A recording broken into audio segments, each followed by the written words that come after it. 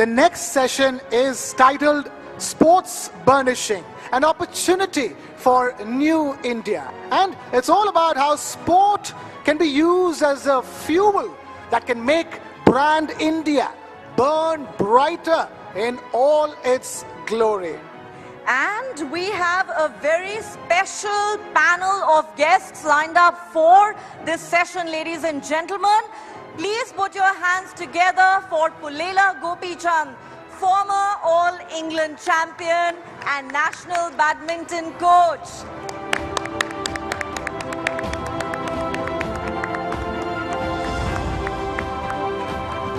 Please take a seat, sir. Up next, we have Latika Khaneja, CEO, Collage Sports Management. Ladies and gentlemen, huge round of applause for Latika Khaneja.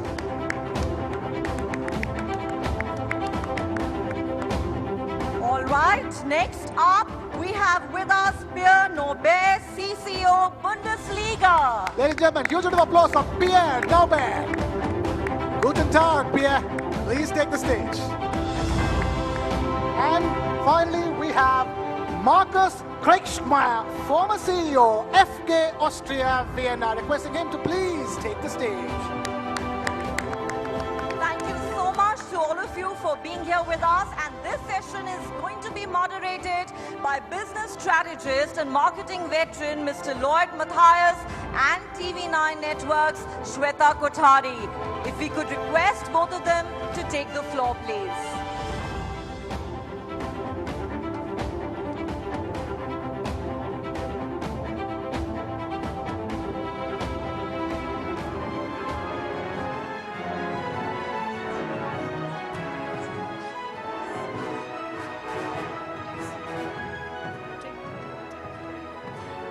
All right, I think before we begin, may I also please call on Subhranshu Singh, Chief Marketing Officer, CVBU at Tata Motors. Subhranshu?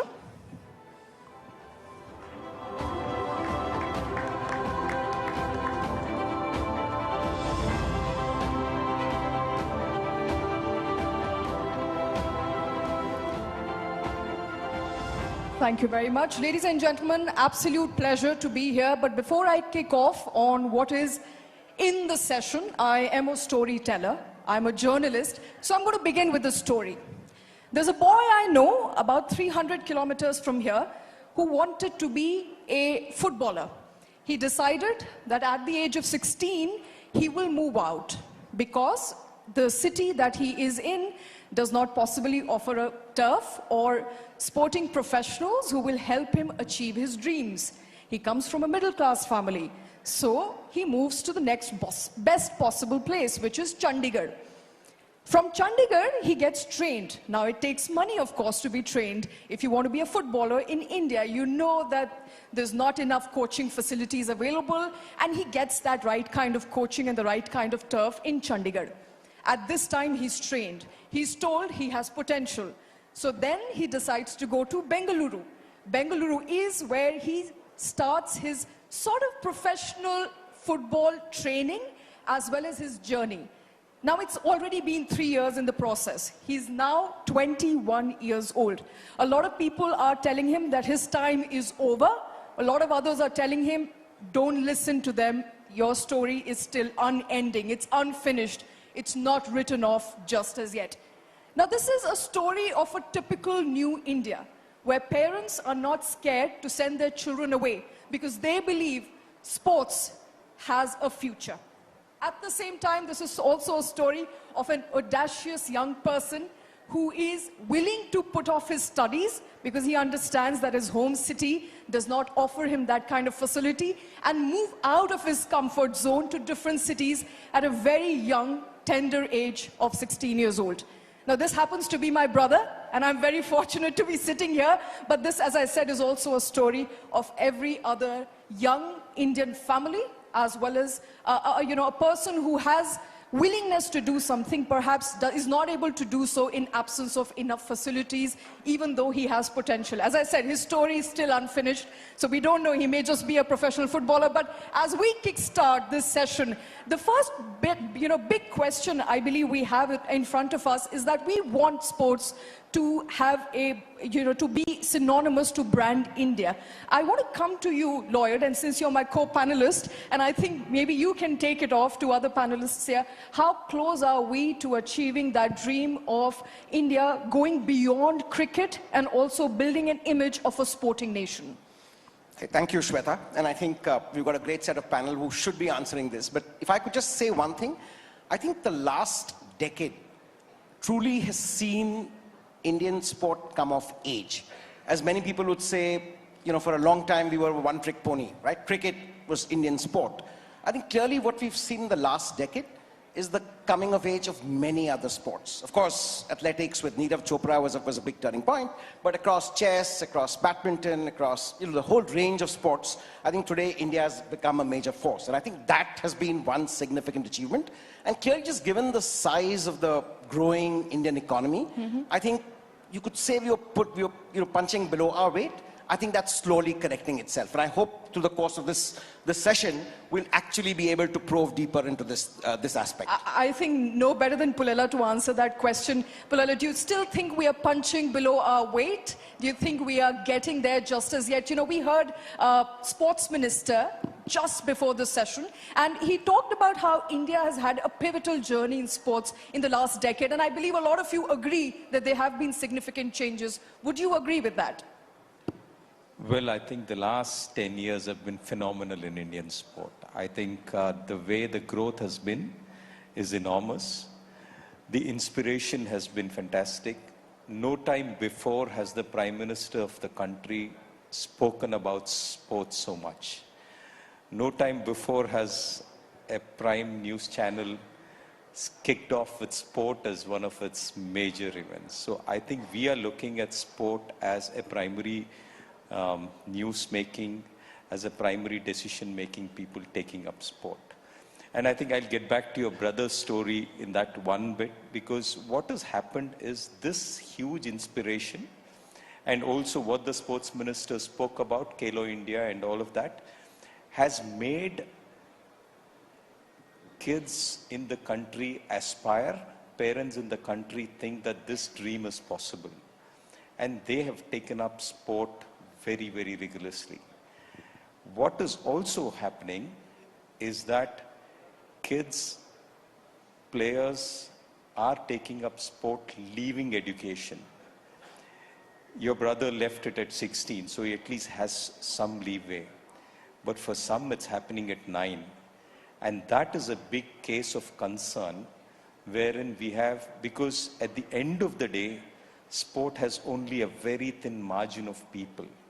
We have people speaking about how, and I don't know if I can articulate it very well, but we are talking about how there are 6,000 kids across various sports who are giving 6 lakhs a month and 3 lakhs a month and stuff.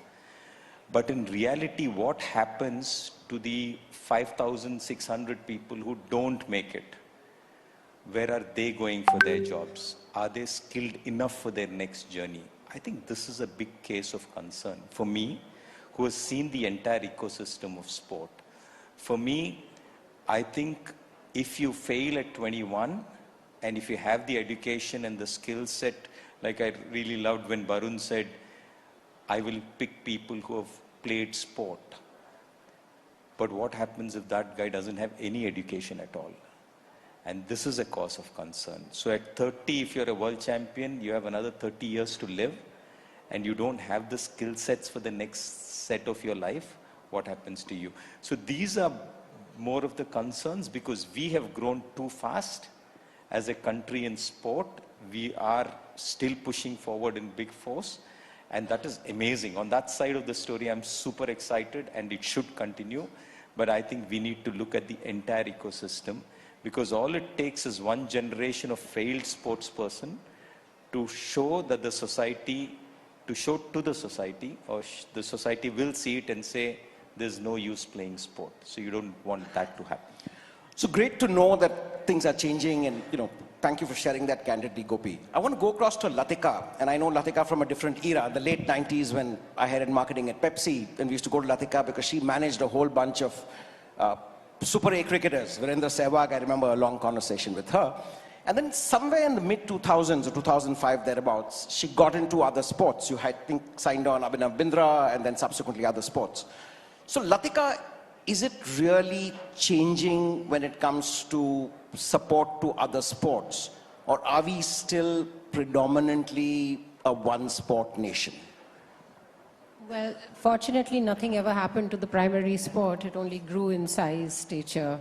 The leagues came on and gave a livelihood to so many more cricketers. So in every possible way, it's given money to coaches, to professionals, to marketing people, to people who genuinely wanted to make a career in sport. So let's not denounce cricket at the cost of other sports. We can definitely have everything coexisting.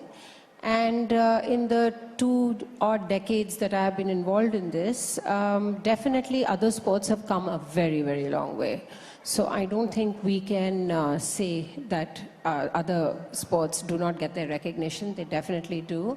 And I think it's all a part of the evolution. The boost has to come from private participation. The boost has to come from media, from channels, from various formats. And the more people who are involved in sport, the more are these solutions going to come out, because the sportsman has to play his sport.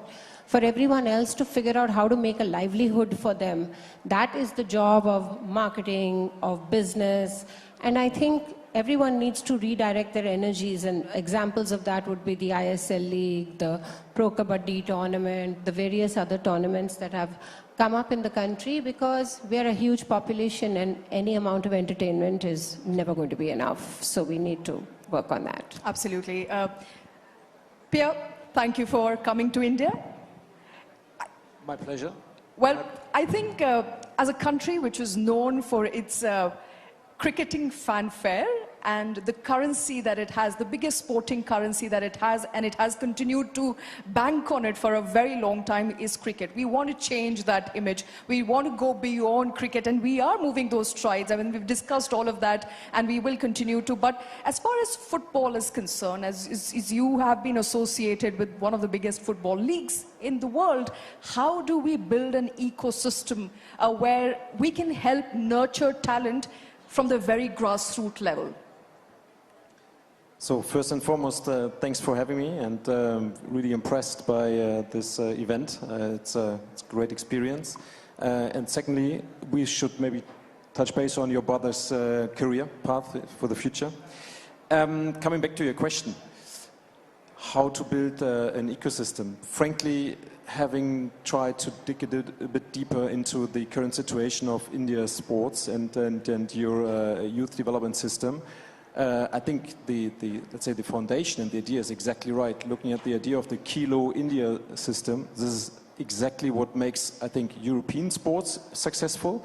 And then speaking maybe for Germany, because representing the second biggest football league in the world from Germany, this is how we build our ecosystem in terms of football, but also in sports. But it took a long time, right? It started right after World War II, like, you know, it took us several decades in order to, you know, lay the foundation of something we then, you know, were able to earn the credits from at a later stage. So I think that's the one part. The second part is, as Barun and the Minister of Sports exactly pointed out, it's about the events, getting the right events in. And yes, I think the ambition to have the Olympics 2036 is perfect, but there are so many other major events you could have and which could really help and make India benefit from. That's exactly the right way to do in order to get the attention from international, but especially also to build fandom and talent nationally. Thank you. Do you know, sorry, Lloyd, as far as fandom is concerned, with a show of hands, how many of you watch football? Religiously watch football? All right, I think those are half the hands down, but a lot of people are football lovers in the country. Even then, for some matter, and I spoke to my, sports editor right before I got on this panel, because sporting is a self-admission, not something that I've done for a very long time. So she said that despite repeated efforts, for some reason, it just does not make enough money. So, you know, there is the value proposition, there's the economic sense to it, which happens to be missing. And we were discussing this before, you know, we came on the panel, that it's a classic chicken and egg situation to me. What do you do first? You pump in money, but then you also need enough reception, you also need enough revenues. But when the revenues only will come in when people are actually interested in watching. How do you break away from that conundrum? I think never an easy situation, and a great question that, Shweta. I think the challenge is that today, with an increasing activist economy where shareholders want good returns, I think business leaders are tasked with ensuring they put their money where they get the best returns so that their companies prosper and shareholders get returns. Having said which, I think one big change that has happened is the government of India mandates that every company spends 2% of its post-tax profits on corporate social responsibility. I think where corporate India or India Inc. needs to look is virtually none of that gets into sport. Sport is considered too much of a, shall we say, a nice to do or a luxury. A lot of it goes into important issues like education and health. But I think the enablement of 2% of post-tax profits of a company for sports, I think is a great step in that direction. I think for that, the government needs to be applauded. Absolutely. Maybe I would like just to add, looking at the stats we are working with, we see that almost 25% of the Indian population is interested in football, of which more than 40% are between 16 and 34, which means that, I don't know if everybody is within that target or age group, but it seems like that football is, you know, heavily growing in the younger target groups, which is great for us. We see our ratings on Sony more or less doubling each year. So you could sense an increasing demand for football, obviously in a very cricket-dominated market. Absolutely. We have a very diverse group here, but I want to come to you, Marcus. I understand you are actively engaging with India to facilitate, you know, people, young people especially, who want training in football, to have a free flow from one country to another, where they can get the right sort of training and then come back and perform in India. Talk to us a little bit about what you're doing with the government and with Indian institutions. Yeah, thank you for the invitation. Great to be here. It's my first time in India and I'm really impressed. Yeah, we started in last June with one of my companies. You know, I was for nearly 24 years CEO of an Austrian football club. We played also international. But then I started my own business and we said, okay, how can we support also other countries in this kind of soccer? And together with a friend from Switzerland and Germany, we founded a company. And we have, as a project, 3 issues, because the one you said, and I guess this is the key for the Indian population, is the young population, young people working on sports, training in sports in school. And what we want to provide is that regularly, not only one time, Indian kids who are selected here, who are trained here, can come for, let's say, 2 weeks to Austria, to Germany, to Switzerland, have training there, play there against youth academies with the support like German Bundesliga, but also we talk to Austrian Bundesliga, to Swiss League, to give them a goal. And the second thing is also coach the coaches, bringing also coaches there, giving them the possibility to support. And don't forget, sports is a business, sports is an industry.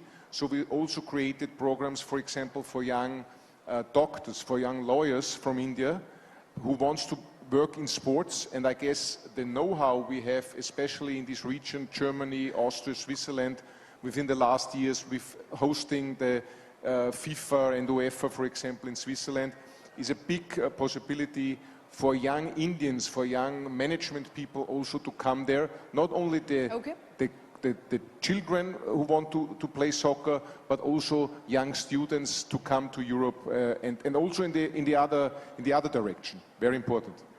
Thank you, Marcus. I want to come to my friend Subrangshu, and he's CMO at Tata Motors. And the Tatas, as we all know, have always been invested in sport, even long before CSR and such things came in. I remember back in the 80s, the Tata Football Academy bought in Pele's Cosmos, and this was another era. But the Tatas have consciously worked closely with sports, and not just at the macro levels. But as a marketer and a business person, Subrangshu, do you think corporate India does enough for sport? Not just in a manner of the kind of returns they get, but also in terms of what needs to be done to build sports, the whole sports ecosystem in the country? Well, purely as a marketer, I can say that the short answer is yes. Because today the media ecosystem all put together in terms of monetary value is growing at about 15 to 16%, whereas the economy has grown by 7 to 8%. So you have the answer, it's a double the clock rate. But we must realize, you mentioned CSR and other efforts to promote sports, including the trebling of the budget from the government side. But as a marketer, I'm looking to reach them, audiences, premium advertising audiences. So there are three large trends which have shaped the sports ecosystem. One is India is getting more affluent. Even at 7%, we double the GDP every 10 years. Naturally, it leads to leisure, it leads to recreation, it leads to India pride, which is a very important thing. The second thing that's happened is digital and television have merged in many ways. Social networking became social media at the same time that television started getting more and more aggressively about premier events. So from a business standpoint, why we are interested in sports is to reach the right audiences, give them what is really pure play reality TV. There is a event happening, there is an undecided conclusion to it, there is a large fan audience, there are committed eyeballs. And that's very precious and advertising which you don't miss. But with the emergence of digital going into live broadcasting in sport, they're actually moving away from digital because it's not about cheaper click streams, it's not about take action now, it's about creating something that has cultural cachet, something that has uniqueness, finesse and elevation. So that cultural sensibility and preciousness is incredibly important, and if a brand is meaningfully associated with a sport, it can really do magic for that brand. Terrific. I want to quickly get Gopi in, and as a sports superstar, what has a lot of glory in a, shall we say, a less enabling atmosphere. And now as a sporting parent, your daughter Gayatri has achieved remarkably. What is your one big ask from policy makers, policy enablers, and from the corporate establishment? I mean, we've got Mr. Kant, we've got lots of big decision makers here. What do you think we need to do better to accelerate India's sporting prowess? I think from policy makers, there is maybe two things which I would think is important. And way back I had heard about Modi ji talking about a bridge being made. He said somebody who's making the bridge is different, somebody who owns, like the municipality owns it, the railways has to build it, the roads have to be, they're different people. So in a similar sense, for performance, there are too many people involved. There is associations, there's government, there's private parties, there's managers, there's the whole lot of ecosystem. So I think that needs to be streamlined. Because on one side is the corporate side, the marketing side, the entire ecosystem of very different things. But performance is purely another ball game. It needs a set of people who are really committed, whether it's players, whether it's coaches and support staff, and an ecosystem which builds performance. We need to keep that isolated from the rest of it.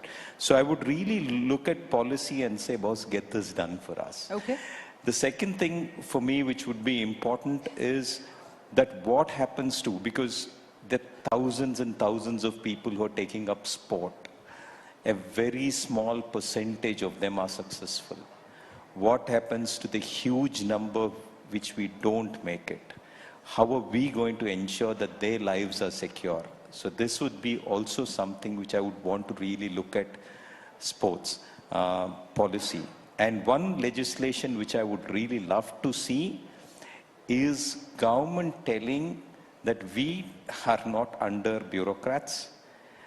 Sports administration is not under politicians, but sports is managed by professionals and people who know stuff and who are sports persons. That, from a legislation point, I would really want to see. All right, fair enough. Latika, I think 2 to 3 very important points that Gopi made there. One, of course, is that sports should be managed by professionals. And the other is what happens to those who don't really succeed. If they don't have enough education, what are the leeways for them? As far as your understanding of managing sports for years now is concerned, what is your big ask of the government? What should they do now, especially at a time when India is aspiring to host Olympics? Let's address that as well. How do we up that performance? The whole question of sports marketing, and a lot of foreign universities do offer courses in sports marketing or sports management. And a lot of children are very interested because they automatically assume that an interest in sports translates into some sort of skill at management, which is not necessarily true. The evolution of jobs which run parallel to it. Now, people who are in sports, sports coaches, sports association, people to manage the associations, people to manage the sport. But that is primarily, I think, to start a sport with the whole intent of making a career out of it and having 3 different options is not really the way it's going to be. Sport has to be played for sport's sake. And then as opportunities come up, I mean, to have a policy where you say employ a whole lot of people and say the sports ministry and all of that is a very counterproductive thing to do. I think everyone has to play sports without the intention of turning into an elite sportsman. Play sports for the many, many psychological, physical, emotional benefits it gives you. And if from there you find that it carves out a career for you, I don't think the government can get involved in actually mapping IPL was like, okay, they were elite sportsmen, some of them made a career in IPL, and now there is 100 different leagues all over the world where they can participate. Right. But that comes from the love of the sport. This generation that is playing these leagues and all today in Australia and Bangladesh and Sri Lanka, they didn't know these opportunities were ever going to come up. Absolutely. So play for the sake of playing, enjoy your sport, excel at it as much as you can. But if you really think that there has to be a second grade to the whole thing, most old sports people become coaches, they become administrators, they become all my boys have become commentators now, which was unknown in the 90s. I mean, that they would have a career in commentary. Let life take you where it goes. I mean, to make a policy and say if you don't make the League A, you'll do this, you'll do that. Things will sort themselves out as they go along. Thank you very much for that. Unfortunately, we've run out of time on this session, but thank you very much, all of you, for taking time out, for being here with us today. An absolutely wonderful session on what the future of sports is looking like. It is nice, it is bright. There's a lot of work that has been done in the last 10 years, perhaps lots more to do upcoming in the next 10. Thank you very much, all of you, for being a very patient audience. Thank you.